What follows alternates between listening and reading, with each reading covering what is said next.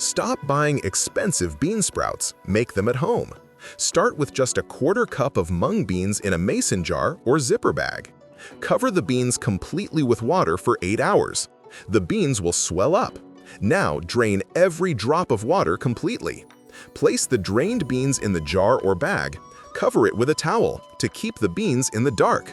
Every morning and every evening, you must rinse and drain the beans completely. Swirl them with fresh water, then drain all the water out.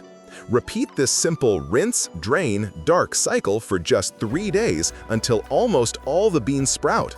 On day 4, boom, you will have a massive fresh harvest ready for your stir-fry, egg foo young, or however you use them. They are delicious, nutritious, and inexpensive. For storage, give them a final wash, then line an airtight container with a dry paper towel. Store them in the fridge. They'll stay crunchy for up to a week. If you found this video interesting, please hit that like button and share it with a friend. Thanks!